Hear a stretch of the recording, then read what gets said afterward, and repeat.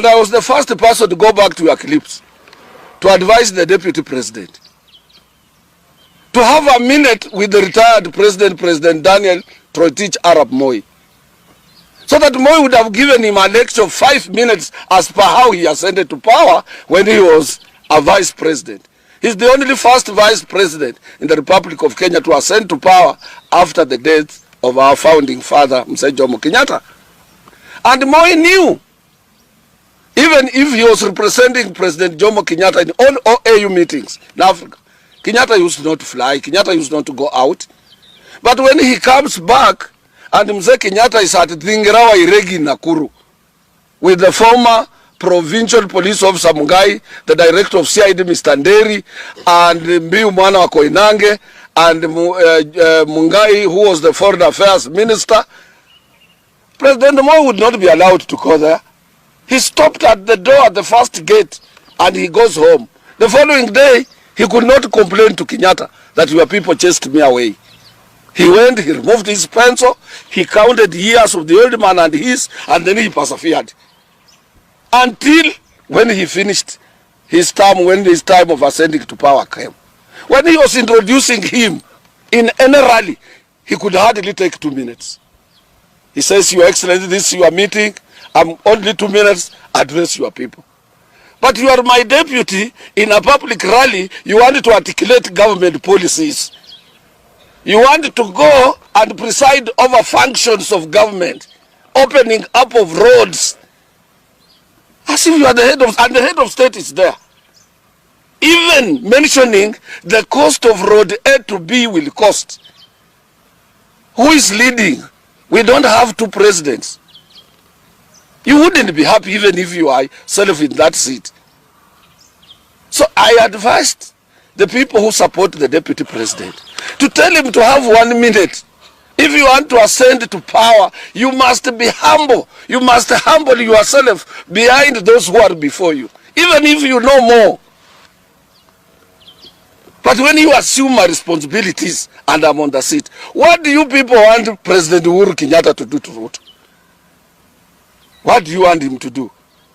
Because even if he would have stayed there in the church and Ruto stands up, he starts articulating government policies, the roads he wants to put up in Kiambu, even in the home of President Kenyatta himself.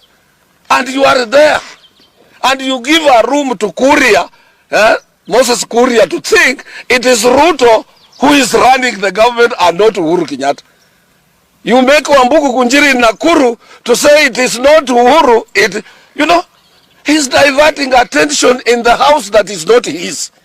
And therefore soon he's going to find himself alone. I'm saying as an elder, I have nothing to lose. I'm giving him a free advice.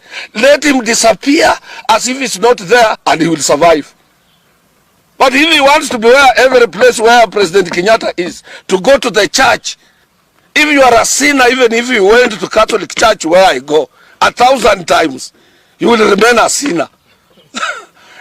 You will not wash away your sins. Tell him to humble himself. And Ruto harbors hate. Let him try to consult these people, talk slowly, not without. I'm giving him a free advice. If you are recording, send this thing to him. He will survive.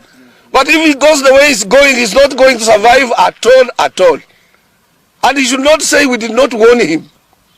The way he has disappeared in Isur, going home, let him sit there. Who is he? Receiving delegates on behalf of government, and President Uhuru Kenyatta is alone with Margaret in the house.